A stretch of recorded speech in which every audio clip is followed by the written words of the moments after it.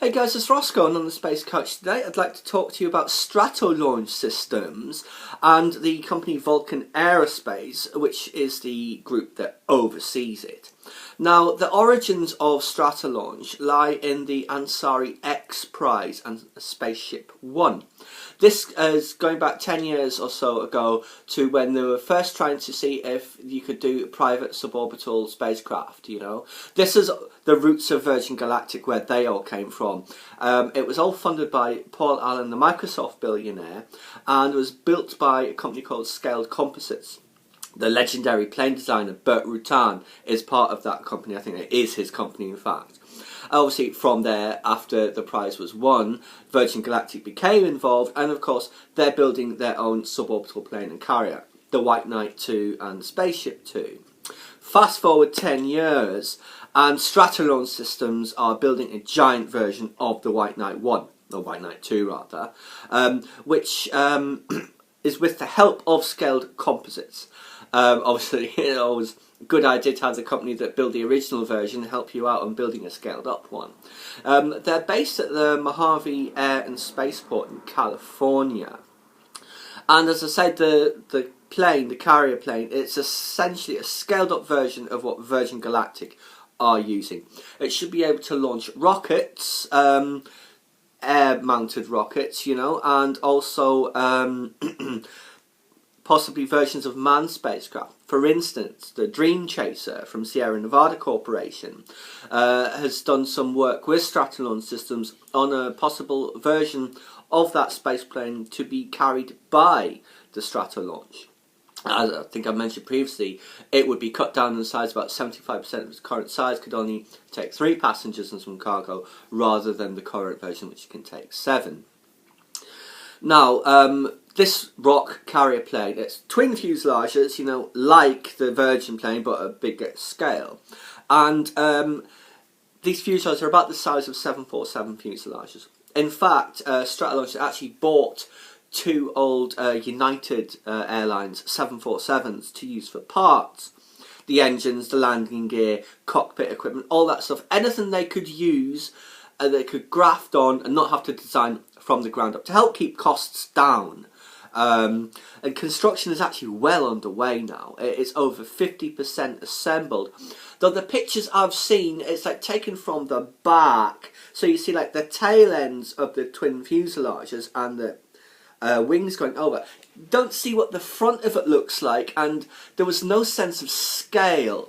I couldn't see any people in the picture to see how small they were next to it, but essentially it's like 2 747 fuselages, let's say.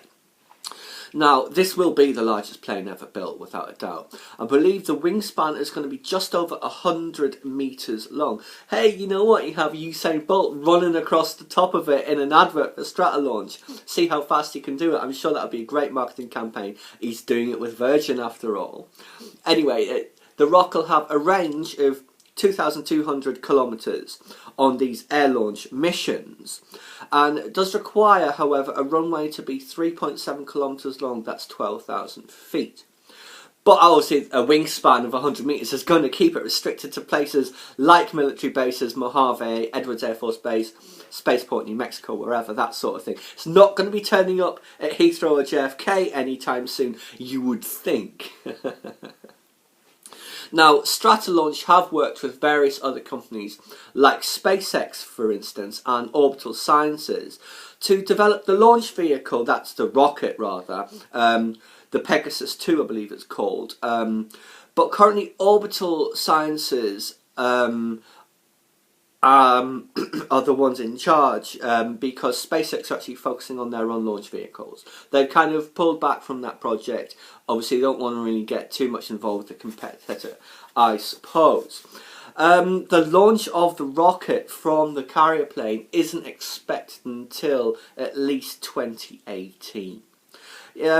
Again, it's similar to what Virgin Galactic are doing with the White Knight 2 and the proposed Launcher 1 rocket, you know, which the Launcher 1 might actually fly before Spaceship 2 goes suborbital, depending on the findings from the crash of the first ship, obviously, and whatever improvements they've got to make, modifications from there, we shall see. Now, however, I mentioned the Dream Chaser could perhaps be a potential payload for the rock. As I said, it'd have to be a bit smaller than the current version, 75% of its current size, able to carry 3 crew. So that's a bit more like Soyuz, rather than, say, the Dragon 2 or the CST-100. However, carrying a mini Dream Chaser, as opposed to, say, this Pegasus 2 launch rocket, the plane, the rock, would have a range of 1,900 kilometres from the airport it departed from. Now, that will allow launches to any given orbital plane, that is an orbital plane, to rendezvous with any low Earth orbit facility, such as a Bigelow station, for instance, on a daily basis. So that launch cadence is a bit faster than SpaceX, day after day after day after day. Although SpaceX will, of course, get there in due course by rotating through their various spaceports and improving their processes.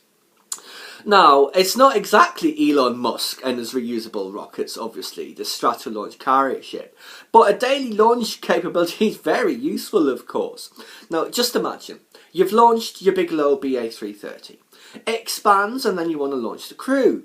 Now, currently, for a rocket, it takes weeks to prepare for the launch and then several weeks to clear up from the launch and prepare for the next one. I know all those times for SpaceX, they're getting smaller and smaller and smaller, but currently there is still a block of time like that that you just can't get around.